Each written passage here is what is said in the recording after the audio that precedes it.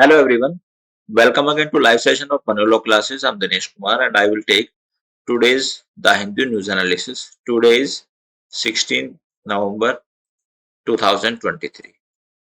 So now we come to the news. First news is India storm into final.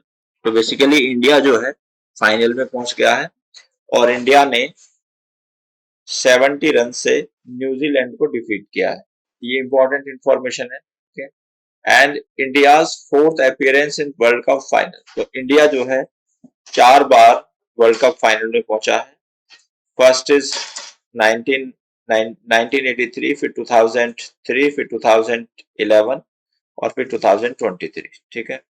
और यहाँ पर एक important news ये है कि जो मिस्टर विराट कोहली हैं उन्होंने ओडीआई में 15th सेंचुरी स्ट्राइक की है और इन्होंने सचिन तेंदुलकर जी को पीछे छोड़ दिया है। सचिन तेंदुलकर जी का रिकॉर्ड इन्होंने ब्रेक किया है। तो these are the important information. ठीक है।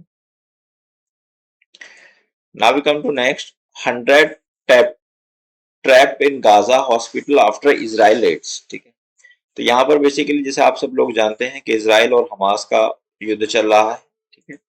और उसमें इजराइल ने वहां का शिफा हॉस्पिटल है उस पर रेड की है और इजराइल का कंसर्न ये है, इजराइल की कंटेंशन ये है कि वहां पर हमास के जो आतंकवादी हैं वो छुपे हुए हैं और हमास के आतंकवादी ही इस हॉस्पिटल को ऑपरेट करते हैं। ठीक है। लेकिन वहां पर जो पैलेस्टीनियन है उनका कंसर्न ये है कि यहाँ पर हमास के आतंकवादियों को लेना देना नहीं है, जिससे यहाँ पर क्या हुआ कि इसके इजराइल की रेड से काफी जो चाइल्ड हैं और जो काफी पेशेंट्स हैं उनकी जान को खतरा है, जिसमें इसकी कुछ की डेथ हो गई और इजराइल के इस एक्शन को मींस रेड को इंटरनेशनल कम्युनिटी ने कंडम किया है। Now we come to next. Modi launches missions for the backward of the scheduled tribes. अब यहाँ पर इसको हम समझते हैं। तो हमारी जो गवर्नमेंट ऑफ इंडिया है उन्होंने एक स्कीम चालू की है जिसका नाम है PVTGs, particularly vulnerable tribal groups. अब ये बहुत इंपॉर्टेंट टर्म है आपके, पर्टिकुलरली वनरेबल ट्राइबल ग्रुप्स। अब हम इसको समझते हैं बेसिकली ये क्या होता है पर्टिकुलरली वनरेबल ट्राइबल ग्रुप्स, ये है क्या। देखिए, अभी तक जो हमारा देश है उसमें रिजर्वेशन मिलता है। वैसे अगर हम देखें तो आर्टिकल जो 14 है हमारा वो इक्वलिटी बिफोर लॉ और इक्वल प्रोटेक्शन ऑफ लॉ की बात करता है और आर्टिकल 14 के जो प्रोविजंस है वो 14 टू 18 तक दिए गए हैं। मतलब राइट टू इक्वलिटी का जो प्रोविजंस है वो 14 टू आर्टिकल 18 तक दिए गए हैं। तो आर्टिकल 14 जो इसका मेन आर्टिकल है और ये कहता है कि इक्वलिटी बिफोर लॉ होगी और इक्वल प्रोटेक्शन ऑफ लॉज होगी, यानी कि सभी लोग कानून के सामने समान होंगे और किसी को कोई स्पेशल प्रिविलेज नहीं दिया जाएगा। सिमिलरली जो सेकंड एक्सप्रेशन है इक्वल प्रोटेक्शन ऑफ लॉज, ये कहता है कि सभी लोगों को कानून की जो प्रोटेक्शन है वो इक्वल होगी। लेकिन ऐसा नहीं है, इसके कुछ एक्सेप्शन है। तो इक्वल प्रोटेक्शन ऑफ लॉज का जो एक्सेप्शन है वो है रिजर्वेशन। अब रिजर्वेशन से संबंधित हमारे कॉन्स्टिट्यूशन में दो आर्टिकल हैं, आर्टिकल 15 और article 16। Article 15 deals with the reservation in educational institution और article 16 deals with the reservation in government employment. तो ये आर्टिकल 16 जो है गवर्नमेंट सर्विस में देता है। अब हमारे देश में जो हमारे देश की पॉपुलेशन है उसको 5 भागों में हमने डिवाइड किया हुआ है। पहला है जनरल। अब जनरल में जो लोग आते हैं उनको कोई रिजर्वेशन नहीं मिलता, लेकिन जनरल में ही एक नई कैटेगरी कार्ड आउट की गई है, यानी कि बनाई गई है, and that is the economically weaker section, EWS। फिर होता है OBC, फिर होता है SC और फिर होता है ST। ठीक है। अब यहाँ पर पॉइंट ये है कि अभी तक जो रिजर्वेशन मिलता है वो इकोनॉमिकली वीकर सेक्शन को मिलता है। तो ये एक कैटेगरी है जिसको हमने जनरल क्लासेस से ही बाहर निकाला है। दूसरा पॉइंट है OBC। ओबीसी में दो तरह के लोग होते हैं, एक होते हैं इकोनॉमिकली फॉरवर्ड और एक और होते हैं इकोनॉमिकली बैकवर्ड। तो जो इकोनॉमिकली फॉरवर्ड हैं उनको कोई रिजर्वेशन नहीं मिलता and they fall under the expression creamy layer, वो क्रीमी लेयर के एक्सप्रेशन में फॉल करते हैं। दूसरा है हमारा इकोनॉमिकली बैकवर्ड। अब जो ये इकोनॉमिकली बैकवर्ड है इनको मिलता है रिजर्वेशन। इकोनॉमिकली बैकवर्ड का क्राइटेरिया है 8 लाख रुपए पर ईयर। तो अगर किसी पर्सन की या किसी फैमिली की जो इनकम है that is up to 8 lakh rupees per year, तो then they are entitled to the they are not entitled to the benefit और they are not entitled to the reservation. लेकिन अगर उनकी इनकम बिलो 8 लाख रुपीज है तो they are entitled for reservation. अब हम आते हैं एससी और एसटी। अब सभी एससी को रिजर्वेशन मिलता है भले ही उनकी इनकम कम हो या ज्यादा हो। एंड सेकंड पॉइंट है एसटी, सभी एसटी को भी रिजर्वेशन मिलता है जिनकी इनकम कम हो या ज्यादा हो। अब हमारी सरकार ने क्या किया है, जो एसटी है, एसटी मतलब शेड्यूल्ड ट्राइब, अब यहां पर इन एसटी के रेफरेंस में एक टारगेटेड अप्रोच ली है। और वो टारगेटेड अप्रोच क्या है, पर्टिकुलरली वनरेबल ट्राइबल ग्रुप्स। तो देखिए कि जो एसटी है, एसटी में जिन लोगों को रिजर्वेशन का फायदा मिल गया, जिनको रिजर्वेशन का बेनिफिट मिल गया, तो अब उनकी जो इकोनॉमिक कंडीशन है वो कंपैरेटिवली बेटर हो गई। अब अगर हर बार रिजर्वेशन का बेनिफिट उन्हीं लोगों को मिलता रहेगा तो उनकी जो इकोनॉमिक कंडीशन है वो बेटर होगी।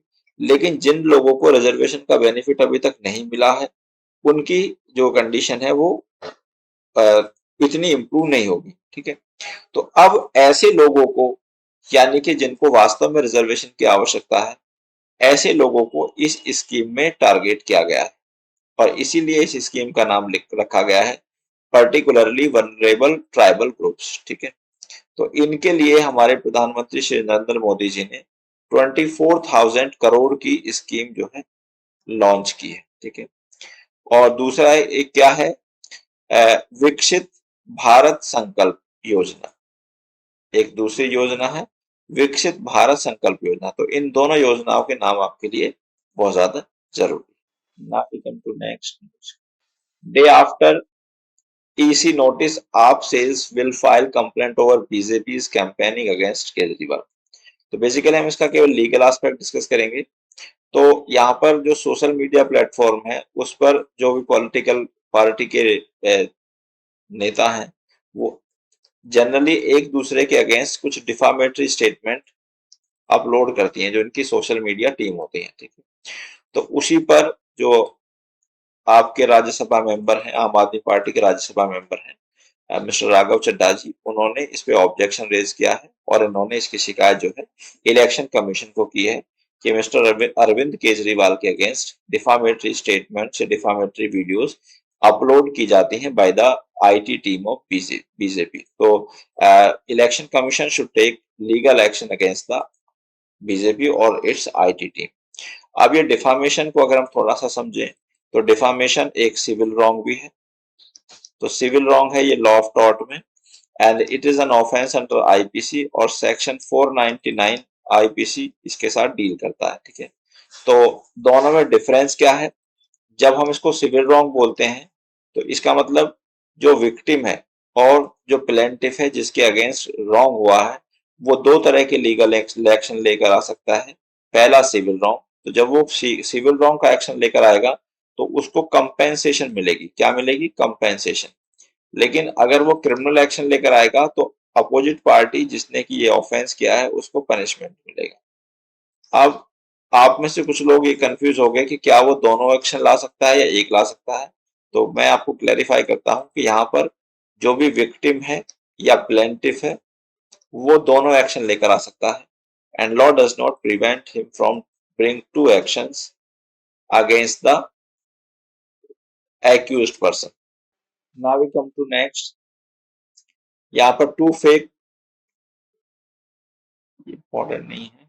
Secretariat right to government for proroguing governor to proroguing house budget session. ठीक है, तो बेसिकली ये कंट्रोवर्सी जो है, this news is regarding the controversy और conflict between the governor Shri Banwari Lal Purohit ji, is the governor of Punjab, and the chief minister of Punjab Shri Bhagwant Mann ji. ठीक है, तो रिसेंटली ऑनरेबल सुप्रीम कोर्ट ने गवर्नर को ये कहा था, लास्ट सेशन में हमने आपके साथ डिस्कस किया था कि गवर्नर जो है अपनी पावर को मिसयूज नहीं कर सकता।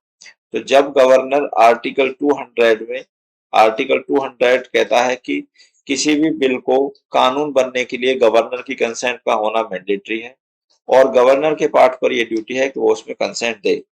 अब अगर गवर्नर उस बिल पर एक अनिश्चित टाइम तक कंसेंट नहीं देते हैं तो इसी के लिए this action was considered as arbitrary by the honourable supreme court और गवर्नर को डायरेक्ट किया कि वो की बिल पर जो इम्पोर्टेंट बिल्स हैं उन पर वो दें। तो उसके क्या कि उसको वो कंसेंट दें, ठीक है। तो उनको ये कहा कि वो उस पर एक्शन लें, ठीक है। अब यहाँ पर एक टर्म यूज की गई है साइन डाई। ये टर्म आपके एग्जामिनेशन पॉइंट ऑफ व्यू से इंपॉर्टेंट है, साइन डाई।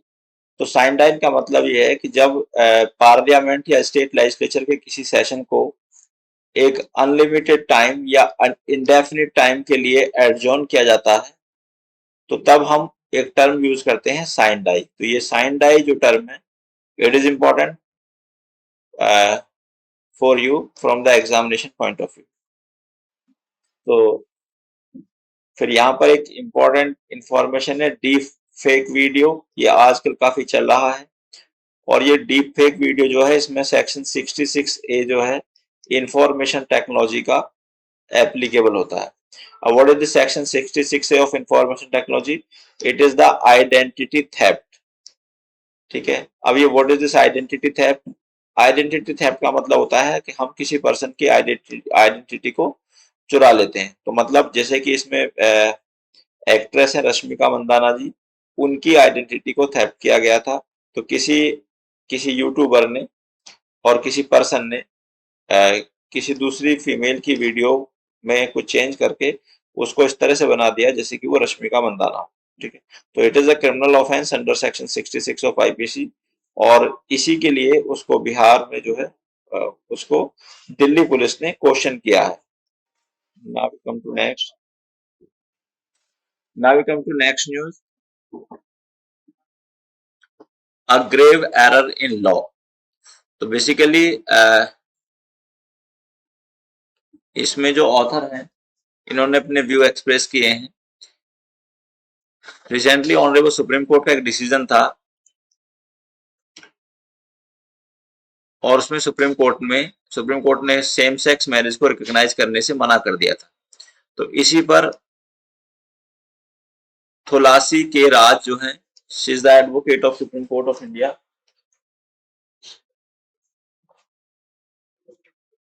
तो इन्होंने ये कहा है कि it is the violation of right article 14 right to equality और आर्टिकल 15 का ये वायलेशन है क्योंकि जो आर्टिकल 15 है वो स्टेट को मना करता है कि स्टेट सेक्स की ग्राउंड पर कोई डिस्क्रिमिनेशन नहीं कर सकता। अब जैसा कि जो नवतेज सिंह जौहर वाला केस था, while decriminalizing homosexuality, that sex under Article 15 takes in sexual orientations when the state refuses to recognize the marriage of homosexual couple।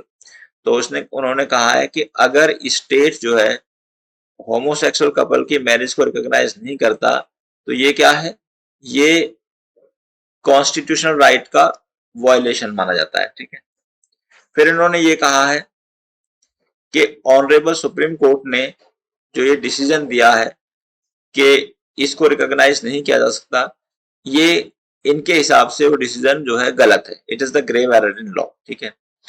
क्योंकि ऑनरेबल सुप्रीम कोर्ट ने जो कहा है कि यहाँ पर सेपरेशन ऑफ पावर की बात है, doctrine of separation of power की बात है। अब ये सेपरेशन ऑफ पावर जो है, सेपरेशन ऑफ पावर का मतलब क्या होता है कि स्टेट के 3 ऑर्गन्स हैं, लेजिस्लेचर, एग्जीक्यूटिव और जुडिशरी। तो लॉ बनाने का काम जो है वो लेजिस्लेचर का है और जुडिशरी का नहीं है, ऐसा इन्होंने कहा है, ठीक है। लेकिन यहां पर पॉइंट ये है, इन्होंने फिर कहा है कि ऑनरेबल सुप्रीम कोर्ट ने 2 केसेस में, particularly Vishakha versus state of Rajasthan और NALSA versus union of India, दोनों केसेस में ही डायरेक्शन दी हैं और ये डायरेक्शंस एक्सप्रेसली कहीं भी मेंशंस नहीं थी। ठीक है, तो अगर ऑनरेबल सुप्रीम कोर्ट चाहते तो वो इसको रिकॉग्नाइज कर सकते थे as per this. Second point, इन्होंने यूएसए के कुछ डिसीजन को साइट किया है और केस का नाम है बेकर वर्सेस नेल्सन 1971 का। In this case, United Supreme Court, while declining to hold that the same-sex marriage is protected under the Constitution, तो मतलब बेकर वर्सेस नेल्सन के केस में सुप्रीम कोर्ट ने ये कहा था कि जो सेम सेक्स मैरिज है ये अमेरिकन कॉन्स्टिट्यूशन में नहीं फॉल करती, लेकिन यूएसए के सुप्रीम कोर्ट ने फिर ओबरगेफेल वर्सेस हॉजेस 2015 के केस में इस बात को माना कि जो सेम सेक्स मैरिज है वो वहां पर फॉल करती है। तो अब इनका कंसर्न यह है कि जिस तरह से यूएसए के सुप्रीम कोर्ट ने दोबारा से इसको रिकॉग्नाइज किया, ऐसे ही हमारे ऑनरेबल सुप्रीम कोर्ट इसको किसी सब्सिक्वेंट डिसीजन में सेम सेक्स मैरिज को रिकॉग्नाइज करेंगे। Now we come to next, the price of persistent federal frictions. तो अभी क्या है कि देखिए हमारे देश में कॉन्स्टिट्यूशन का आर्टिकल 1 कहता है India that is Bharat shall be a union of state. तो यहां से फेडरल सिस्टम है। अब स्टेट के 3 रिलेशन होते हैं, पहला होता है लेजिस्लेचर रिलेशन, दूसरा एडमिनिस्ट्रेटिव रिलेशन, तीसरा फाइनेंशियल रिलेशन। 3 रिलेशन होते हैं स्टेट के। ठीक है, अब ये तीनों रिलेशन ये कहते हैं, तीनों रिलेशन क्या कहते हैं, तीनों रिलेशन ये कहते हैं कि जो तीनों रिलेशन में स्टेट के पास राइट है और सेंटर के पास राइट है कि उसको डायरेक्शन दे देगा और स्टेट की ड्यूटी है कि उन डायरेक्शन को कंप्लाई करेगा। अब यहां पर पर्टिकुलरली हम बात करते हैं फाइनेंशियल रिलेशन की। अब फाइनेंशियल रिलेशन में क्या है कि स्टेट के पास कंपैरेटिवली फाइनेंस की पावर कम होती है, लेकिन अभी अगर हम ट्रेंड देख रहे हैं तो स्टेट के पास फाइनेंस की पावर थोड़ी सी, जो फॉरेन इन्वेस्टमेंट है उसमें थोड़ी सी ऑटोनॉमी स्टेट को दी गई है, लेकिन फिर भी बहुत सारी चीजों के लिए, बहुत सारे फाइनेंस के लिए स्टेट को डिपेंडेंट रहना पड़ता है किस पर, सेंटर पर। Now we come to next news, why are IAS coaching centres being probed by the CCPA। तो देखिए क्या है, एक अथॉरिटी है सेंट्रल कंज्यूमर प्रोटेक्शन अथॉरिटी। अब ये जो सेंट्रल कंज्यूमर प्रोटेक्शन अथॉरिटी है इसने अराउंड 20 कोचिंग सेंटर्स को एक नोटिस दिया है और नोटिस का रीजन ये है कि वो सभी कोचिंग सेंटर ये क्लेम करते हैं कि जो भी टॉपर्स होते हैं उन्होंने उनके यहाँ से स्टडी की है।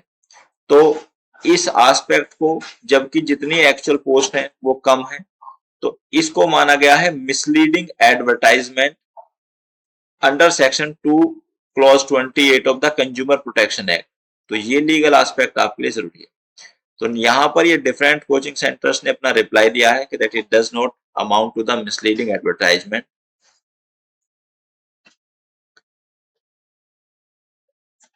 Now we come to next news. Kozhikode, Kerala got onto UNESCO city of literature list. तो जो केरला का एक सिटी है कोझिकोड, इसको यूनेस्को ने सिटी ऑफ लिटरेचर मतलब माना है।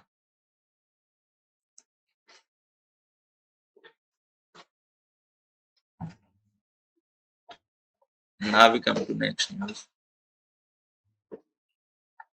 Proposed criminal code gives more immunity to defense personnel।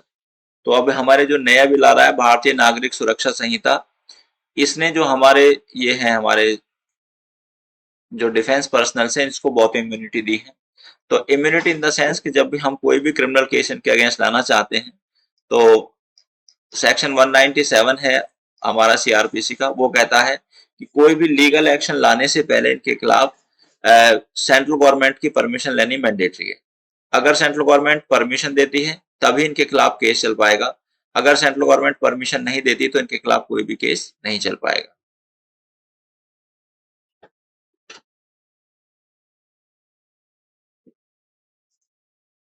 Supreme court collegium led by Chandrachud complete a year. तो जो कॉलेजियम सिस्टम है चंद्रचूड़ जी के डायरेक्शन में उसने 1 साल कंप्लीट कर दिए हैं।